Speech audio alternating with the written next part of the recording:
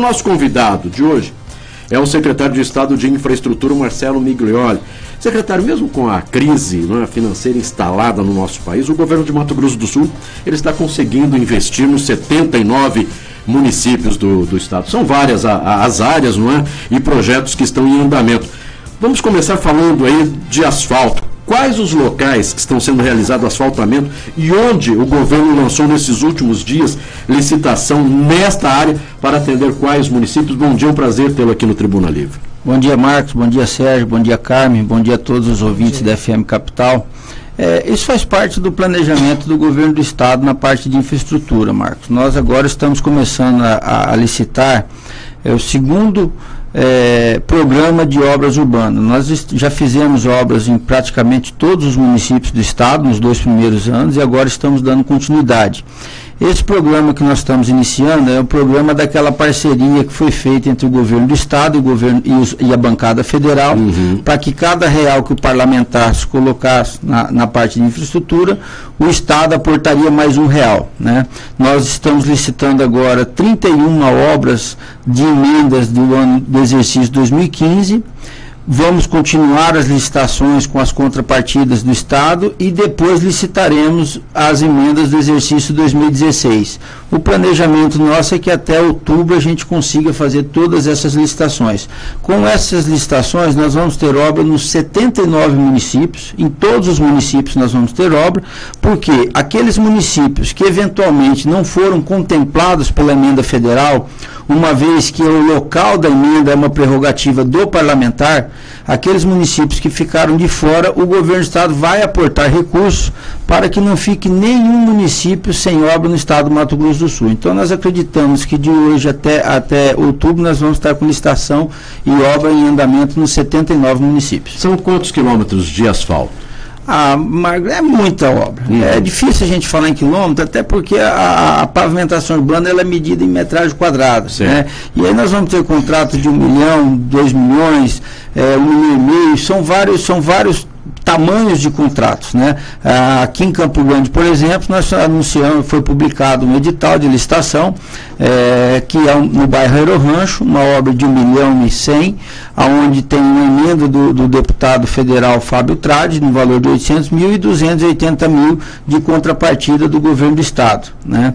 E assim em todos os outros municípios. Então, é difícil a gente mensurar, eu não tenho esse número fechado do quanto vai ser, mas eu posso garantir que é um belo de um programa de pavimentação e restauração urbana. Por quê? Porque como nós temos problema de asfalto ruim em todos os municípios do estado do Mato Grosso do Sul, praticamente todos, o governo, na sua contrapartida, naquele 1 para 1, ele criou a possibilidade do prefeito optar entre asfalto novo ou recapeamento urbano. Então nós vamos ter obra de recapeamento urbano também em vários municípios do estado. Secretário, e com relação às pontes, né? Há algum tempo atrás o governo assinou ordem de serviço para 40 e poucas pontes no estado. Como é que está esse serviço e como é que está hoje a situação da recuperação asfáltica das rodovias do estado? Nós temos, com relação à ponte, Sérgio, nós estamos com 42 pontes em andamento, 10 nós já terminamos e o nosso programa é fechar 80 pontes de concreto. Nós estamos com um programa de 80 pontes de concreto para executar. Dentro dessas pontes nós temos aquela parceria com o governo federal, através da integração nacional, da defesa civil. Houve um atraso no repasse desse recurso, o estado ainda não recebeu nenhuma parcela desse recurso federal, mas como nós já tínhamos dado ordem de serviço, nós assumimos de bancarmos essas obras e depois recebermos esse ressarcimento, que seria parte do recurso que nós vamos disponibilizar para a construção de ponte. Mas de qualquer maneira, independente do recurso federal, esse programa da construção das 80 pontes de concreto, nós estamos mantendo e vamos concluir. Com relação às estradas vicinais hoje, qual é a situação, como é que está o trabalho? Nós temos investido muito nessa questão de estradas vicinais, Marcos. Nós temos uma malha de estrada estadual de 8.500 quilômetros de estradas não pavimentadas. Nesses 8.500 quilômetros, nós temos algo em torno aí de 4.000 quilômetros que já estão restaurados, já estão encascalhados, foram levantados pontos que necessitavam de terraplenagem. e nós estamos dando continuidade a esse programa. Esse é um programa que ele tem dado muito resultado para quem vive do campo e para quem usa essas estradas para o seu ir e vir, seja para a escola, seja para escoamento de produção, enfim, para levar insumos para suas propriedades. Esse programa é um programa que tem dado muito resultado. Nós vamos continuar com ele. A ideia é que a gente consiga concluir toda essa malha até o final da administração. Qual o problema que nós temos nesse serviço? Em algumas regiões do estado, como por exemplo Três Lagoas, nós temos uma dificuldade muito grande de material, de cascalho. Então dificulta um pouco mais para a gente. Mas em várias regiões do estado, esse ano nós devemos fechar 100% da malha estadual. Com relação às nossas estradas estaduais, secretário Marcelo Miglioli, como é que está a situação de recuperação? Qual a maior dificuldade que nós temos hoje com relação à estrada estadual, ou seja, aquela que quase ruim para se transitar, e o que é que o governo do estado está fazendo para a recuperação? Nós temos 4 obras importantes de restauração e licitação. Nós fizemos agora, semana passada, a última diligência. Essa semana, a última diligência de dúvida, porque são licitações complicadas e que o governo tem que ter muita responsabilidade. Por quê? O que a gente não quer? A gente não quer judicializar essas licitações, Marco. Na hora que você judicializa, você perde o controle e isso vira um imbróglio jurídico.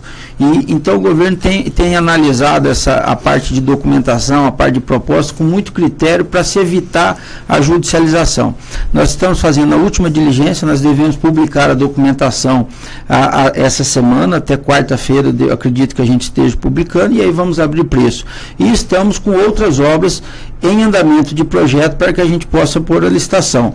Eu acredito que mesmo com essa dificuldade, e aí nós estamos falando todas elas com obras com recurso próprio, mas eu acredito que nós vamos investir aí algo em torno de 350 a 400 milhões em restauração de pavimento, e com isso nós vamos conseguir resolver o problema os maiores problemas que nós temos no estado hoje, com exceção da 306, que é lá de Cacilândia até Chapadão, Costa Rica, que aquela estrada é um problema sério, um asfalto novo, mas ele não aguentou o tráfego. Ali nós estamos estudando um projeto, nós temos uma equipe estudando um projeto de concessão rodoviária. Do mais, as estradas que estão mais críticas, eu não tenho dúvida que nós vamos resolver o problema. São 7h53, nós estamos conversando com o secretário de Estado de Infraestrutura, Marcelo Miglioli. Vamos falar um pouquinho dor de cabeça. Não tem jeito. Faz parte. Faz parte. E vamos começar com um pepino que veio do governo anterior, Aquário do Pantanal. Qual a situação hoje? Porque o detalhe é o seguinte, mas toda vez que o secretário vai, vocês tocam no assunto. Claro, porque a população faz parte, tem interesse. Sem dúvida. E quanto falta? Se fala em 5%, 10% da obra, é pouco assim que está faltando? Não é pouco não, Marcos. Nós, quando assumimos, nós partimos da premissa de que o que estava depositado terminaria a obra. E em função daquela premissa, que foi o que foi nos passado na época, nós falamos que faltaria algo em torno de 5% a 7% para terminar o contrato. Certo. Quando houve a judicialização, nós tivemos que realmente fazer um pente fino no que se faltava para terminar a obra. E aí nós levamos um susto com o montante. Além do dinheiro que está depositado, que hoje é algo em torno de 18 milhões, nós precisaríamos alocar aí de 45 a 50 milhões para terminar a obra. Certo. De recurso que hoje o governo do estado não disponibiliza. Ou seja, em torno de 68 milhões 65, 68 milhões para terminar. Sendo que 18 milhões já está no caixa. Exatamente. Né? Nós começamos a buscar alternativas. Nós fizemos uma conversa com a Cataratas, que é a empresa que ganhou a concessão. Nós estávamos otimistas, inclusive a última vez que eu estive aqui com vocês, eu disse para vocês que nós acreditávamos que poderia avançar a conversa. A conversa não avançou, eles não sinalizaram interesse de assumir o término da obra. O que nós estamos fazendo? Eu pedi para a nossa equipe técnica, porque essa obra do aquário, para ela terminar dentro desse montante, Marco, ela envolve a questão do aquário em si e uma série de outros serviços que vão ser prestados lá dentro, parte de laboratório, de estudo, de pesquisa.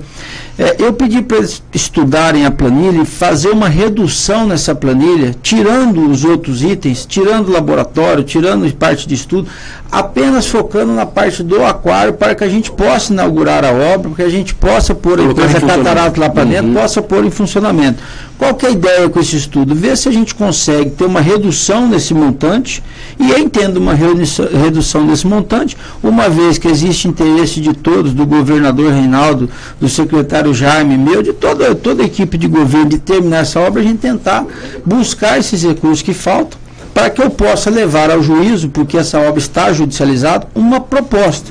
Porque hoje nós estamos numa situação, não tem como pedir para o juiz autorizar um aditivo se eu não tenho recurso para fazer a obra. A hora que nós tivermos a garantia desse recurso, então a gente tem como ir em juízo e pedir essa autorização judicial para fazer esse aditivo. Nós estamos fazendo isso. É possível isso? Quer dizer, retirar esses itens como laboratório de pesquisa e tal? É possível isso aí, na verdade, cara, nós estamos estudando uma equação. Essa que é a grande verdade. Porque pra nós não temos o dinheiro, nós não temos os 50 milhões. Então, se nós não temos os 50 milhões, nós conseguimos inaugurar o aquário e a gente faz um escalonamento, uma programação e a gente vai executando. A informação que a gente tem é que o próprio aquário do Rio de Janeiro que foi inaugurado, foi feito esse tipo de trabalho. Adaptação. Essas adaptações. Então não é que não vai ser feito. Nós vamos fazer uma revisão do cronograma, isso de uma forma muito transparente, muito clara, prestando conta de tudo que nós estamos fazendo, até porque nós vamos levar isso a juízo, não vai ser nada às escondidas.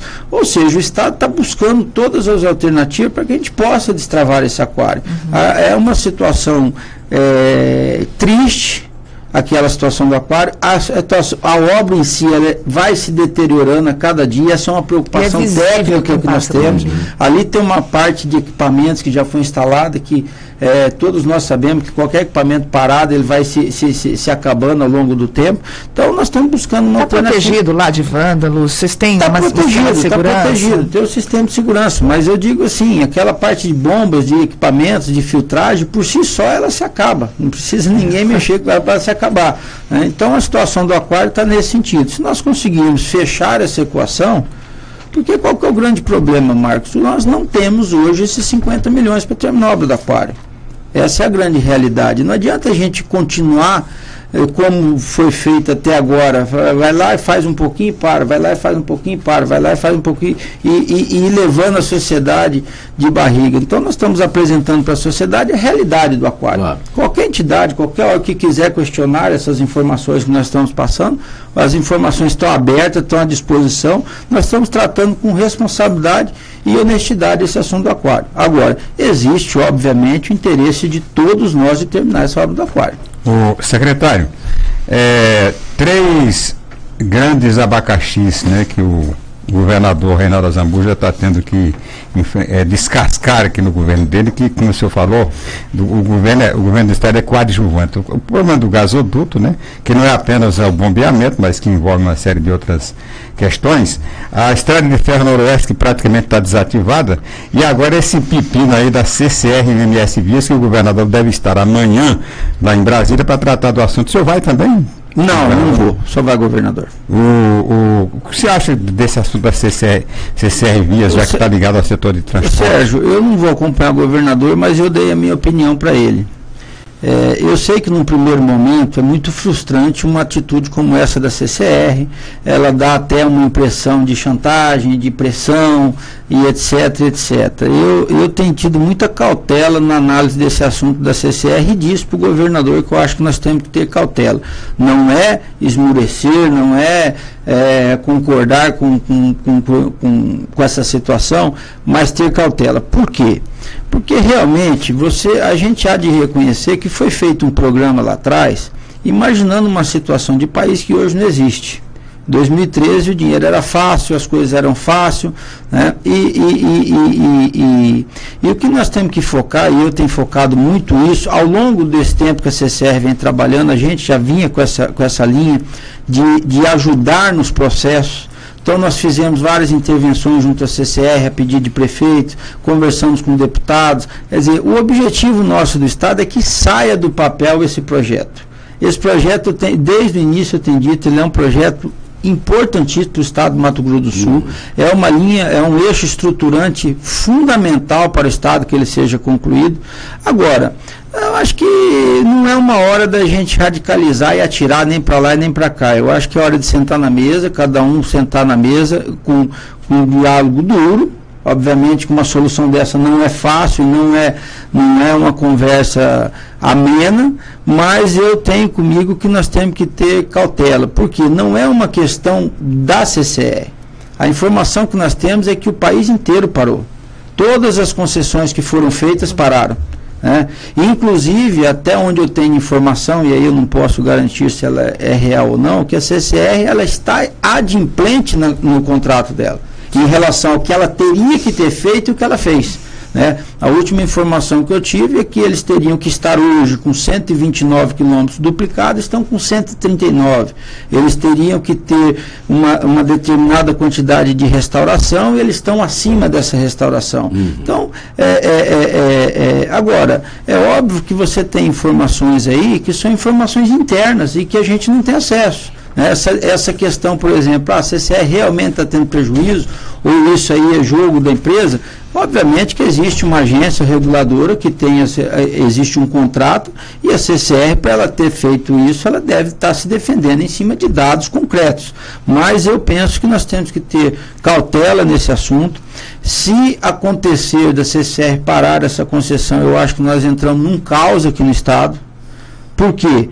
Porque até você retornar, porque se a CCR parar e esse contrato for desativado, Sérgio, o que vai acontecer? Essa obra vai ter que voltar para o governo federal, para o DENIT. Até o DENIT licitar esse contrato, 852 quilômetros de estrada, por uma empresa para dar manutenção, imagina o que vai virar essa na atual conjuntura. Então, eu acho que nós temos que ter responsabilidade, mas cautela nesse processo. Eu acho que, se fosse um caso isolado, eu tenho, assim, tecnicamente falando, eu penso que a CCR é uma das melhores concessionárias do país. Eu não tenho nenhuma informação de que a CCR é uma empresa irresponsável. Agora, ela deve ter as suas motivações para isso, O próprio escopo de contrato, Sérgio, se a gente for analisar, e aí quem montou, a gente não montou, então é um pouco ruim falar, mas eu tenho uma opinião técnica sobre isso. Sim. Veja bem, foi gasto nesse contrato um volume de dinheiro monstruoso para se fazer o monitoramento nos 852 quilômetros. Eu já tive a oportunidade de fazer uma visita técnica à sala de situação de controle da CCR. Realmente é uma coisa de primeiro mundo. Mas nós temos que entender que nós vivemos num país que não é de primeiro mundo.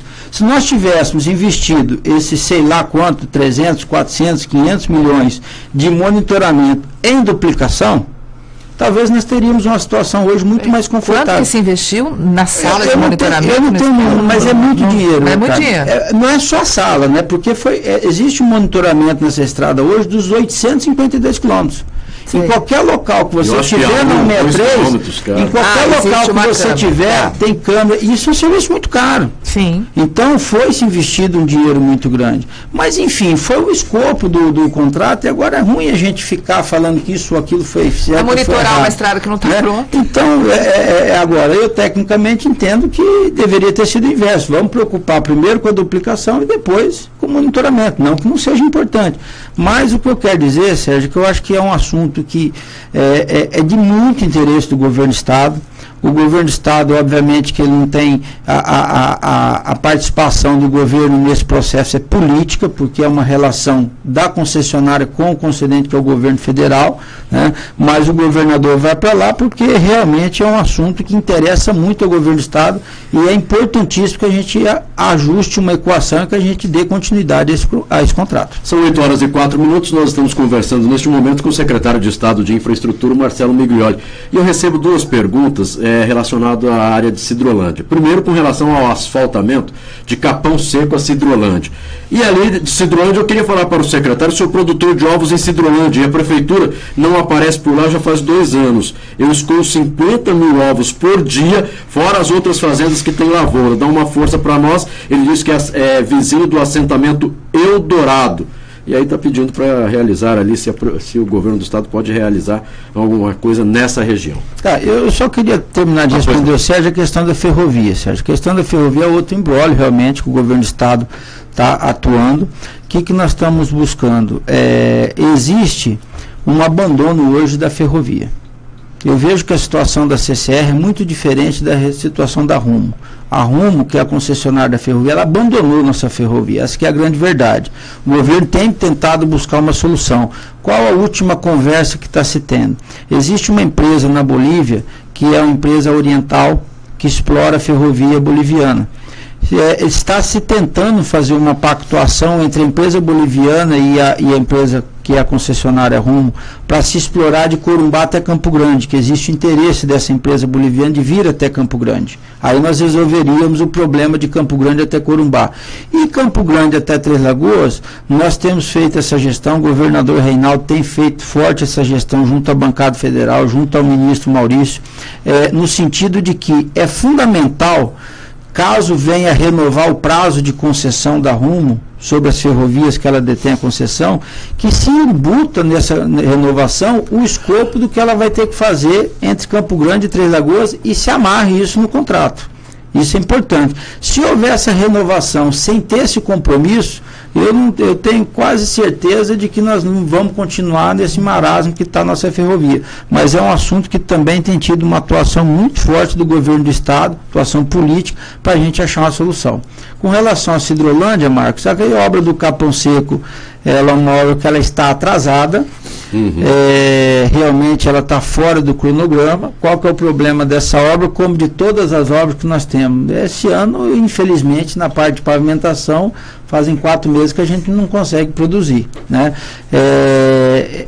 Mas essa empresa que está fazendo lá, ela está notificada, nós vamos acompanhar agora o desenvolvimento da obra, parando essa chuvarada. O problema é que esse ano, realmente, as informações que nós temos, e o que nós constatamos lá, é que você não consegue trabalhar, porque chove 2 vezes por semana, qualquer obra de pavimentação que tem 2 chuvas por semana, você já não consegue produzir.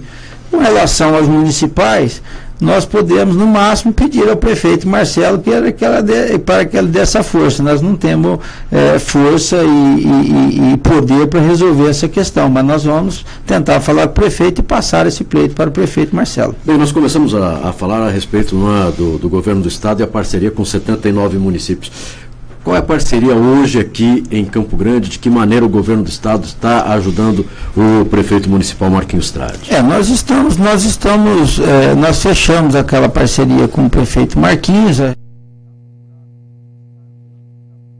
Exemplo do que a chuvarada está fazendo, a prefeitura vem e tampa, a chuva vem e abre. A prefeitura vem e tampa, a chuva vem e abre. Infelizmente, é uma situação que nós temos que conviver. Nós fechamos essa parceria para que a gente pudesse ajudar a resolver essa emergencial desse tapa-buraco, e temos conversa para nós. Até o presente momento, o que havia sido pactuado e que se mantém é que nós, num segundo momento, faremos uma parceria para fazer recapeamento em algumas avenidas mais movimentadas de Campo Grande. Mas, de qualquer maneira, existe um espaço aí, existe uma boa conversa entre o governo do Estado e a Prefeitura de Campo Grande para que a gente possa ajudar a Prefeitura de Campo Grande a resolver os problemas de infraestrutura. Secretário, há previsão de quando terminará a obra da Euler de Azevedo? Euler de Azevedo. É outro problema, Sérgio, porque a gente tem que, por um lado, a gente cobra a empresa, por outro lado, a gente tem que reconhecer, esse ano a chuva atrapalhou demais a parte de pavimentação. E o que acontece ali na Euler? A gente tem que ter um cuidado, porque qualquer obra urbana que você faça, ela já gera um transtorno. Ali é um lugar de extremo fluxo de carro, por conta do Detran, por conta da universidade. Então, uma coisa que a gente tomou muito cuidado foi de não sair abrindo e desmanchando tudo e a chuva pegar em cima. Então, a obra da Euler, a drenagem dos 2 contratos está praticamente pronta. Agora, a parte de pavimentação, nós não conseguimos ainda pôr ritmo nela. Por quê? Porque quando você quer pôr ritmo na obra, vem a chuvarada, e vem a chuvarada, e vem a chuvarada. Mas é uma obra que nós vamos atacar ela e nós vamos ser muito duro em cima das empresas para que elas recuperem esse cronograma assim que nós tivermos uma condição de tempo. Esperamos que daqui para frente a gente possa realmente poder trabalhar, porque nós estamos indo para 4 meses do ano e até agora nós não conseguimos trabalhar. Posso fazer uma pergunta, uma curiosidade? Quando se faz um cronograma, a gente sabe que tem determinadas épocas do ano que chove, né? Por exemplo, final de ano, começo de ano, chove mais ou chove menos, mas acaba chovendo. Como é que funciona essa coisa do cronograma? Existe uma data em que essas obras têm que ser feitas, se não perde esse dinheiro? Como é que funciona isso, secretário? Por exemplo, quando a gente vai fazer uma obra em casa, eu gosto muito de comparar a administração pública com a administração de casa. Lógico. A gente vai fazer uma obra em casa, a gente já sabe que de janeiro a março vai chover, então não vou fazer uma reforma porque vai acabar prejudicando, eu vou perder dinheiro e não vai ficar pronta a obra. Então vamos colocar na época mais seca do ano. É possível fazer isso na gestão pública? A gente sempre considera essa questão da chuva, né, Carmen? Isso é uma coisa que a gente considera. Quando vai fazer um cronograma de uma obra que ela pega um exercício maior que um ano, você acaba considerando que nesse período você vai ter um período de chuva, né? O que acontece é que você tem anos que são piores. Esse ano, por exemplo, não é falar que o montante de chuva foi muito grande, mas a cada semana você tinha pelo menos 1 ou 2 chuvas. Qualquer chuvinha que dá numa obra de pavimentação, você tem que ter um processo de secar o material, você tem que ter um processo de recuperação do estágio que estava antes. E isso vai se passando, quer dizer, quando você prepara, a chuva vem. Quando você prepara, a chuva vem. Nós estamos agora, essa chuva, por exemplo, que deu essa semana, nós estamos no meio de abril. Não seria uma chuva mais para ter uma intensidade previsível, né? Mas faz parte, a gente tem que administrar isso. Agora, com relação a perder o recurso, não perde, até porque esses recursos são próprios do Estado, os recursos estão depositados, eles estão rendendo, tá certo? O que acontece é que a gente tem, assim, é uma das metas do governo do Estado, a gente poder cumprir os prazos e os cronogramas das obras. Isso é um objetivo que a gente tem buscado e por isso a gente tem contratado os projetos executivos, né? Aí nós temos que analisar se o atraso é responsabilidade da empresa ou alguma justificativa que a gente entende que tecnicamente é plausível, né? Mas de qualquer maneira nós vamos fazer todo o esforço necessário para recuperar esse período que nós não conseguimos trabalhar na pavimentação. E o Luciano manda um WhatsApp aqui, ele diz que é da região de Ponta Porã, em Amambai, e parabeniza os excelentes serviços prestados nas estradas da região. Muito obrigado, viu, Luciano? Agradecer aqui em nome do governo do Estado. Agradecendo também, Luciano. Um abraço. Secretário, falando em Ponta Porã e região, o senhor esteve nessa semana que passou na região de Ponta Porã. O que é que o governo do Estado lançou ali na região? Nós fizemos uma visita a Ponta Porã, é uma das regiões, Marcos, que nós estamos muito satisfeitos com as estradas não pavimentadas. Ponta Porã, provavelmente a gente fecha a malha nesse exercício, né? Certo. Nós tivemos lá, fizemos uma visita ao prefeito Hélio, andamos, existem algumas reivindicações lá da região, e o objetivo dessas visitas que nós temos feito, Marcos, é poder dizer para a sociedade, isso dá, isso não dá, isso nós podemos, isso nós não podemos, né? É óbvio que a demanda é sempre maior do que a capacidade do Estado de realização, mas a gente tem que procurar ser responsável e aquilo que pactuar fazer. Nós fizemos uma pactuação com o prefeito Hélio Pelufo, nós vamos fazer uma parceria lá para fazer um grande programa de recuperação de pavimento, né? Nós vamos fazer uma parceria lá de 10 milhões, o Estado vai aportar 7 milhões de recursos próprios e o prefeito vai aportar 3 milhões. Porque nós ele entende pelos levantamentos que ele tem que com 10 milhões ele resolve o problema das ruas mais críticas de Ponta Porã e dá uma boa recuperada na malha. E pactuamos de fazer o projeto executivo do anel viário. É uma reivindicação grande da região de Ponta Porã que desvia aquele tráfego de carretas de dentro da cidade, né? Então ficou pactuado que ele vai fazer um estudo de traçado, nos passar esse estudo, nós vamos fazer o projeto executivo e aí daremos início às obras. Então foi uma visita produtiva, onde a gente pôde sentir como está a região e fazer os compromissos que o Estado tem capacidade de fazer. Para encerrarmos, o senhor falou a respeito, olha, nós temos alguns problemas nas estradas estaduais, estrada que foi há pouco tempo asfaltada e que nós já estamos com um problema nesse asfalto. O governo do Estado, ele está precisando entrar na justiça ou conseguindo resolver essas questões apenas com a conversa junto com as empreiteiras que realizou o serviço? Nós temos os dois tipos de situação, Marcos. Nós temos, por exemplo, a MS 040, aonde, com exceção de um ponto, na saída de Santa Rita, que nós estamos licitando agora, que realmente a empresa argumentou que ali não foi responsabilidade dela, foi responsabilidade do projeto, que precisava de drenagem, precisava de intervenções que não foram contempladas. Nós vamos licitar, porque a empresa realmente não retornou para fazer esse serviço, é um serviço relativamente grande. Nós vamos licitar, vamos passar para o jurídico, e o jurídico vai discutir a responsabilidade, se é da construtora, se é da projetista, enfim, de quem quer que seja. Com exceção disso, todos os outros serviços que foram feitos na 040 foram feitos às expensas das construtoras. Já nós tivemos situações que as empresas não quiseram reconhecer responsabilidade. Eu posso citar, por exemplo, o caso de Juti, Iguatemi, Eldorado, Amambai. As empresas apenas alegaram que fizeram o projeto que foi contemplado e que se há algum erro, o erro é de projeto. Então, nesses casos, o Estado está entrando com ação judicial para cobrar o ressarcimento. Enquanto se tem essa discussão na Justiça, o que o governo do Estado faz? Ele manda Nós estamos fazendo a manutenção. Por exemplo, Eldorado da Mambaia, nós temos feito a manutenção através das empresas terceirizadas. Juti e Guatemi, realmente aí é um assunto que é a famosa 6180, ali é um assunto extremamente complexo. O que nós, a GESUR, Secretaria de Infraestrutura, fizemos? Nós contratamos um projeto executivo, até porque do nosso entendimento ali tem que ser feita uma reconstrução da estrada, não é só recuperação, em vários trechos. E esse projeto estando pronto, nós vamos decidir qual o caminho que nós vamos tomar. Agora é uma das obras que está judicializada. Quero agradecer a participação aqui no programa Tribuna Livre e desejar uma excelente semana. Obrigado, Marcos. Eu que agradeço mais uma oportunidade de fazer os esclarecimentos. Estamos sempre à disposição. Um abraço a todos.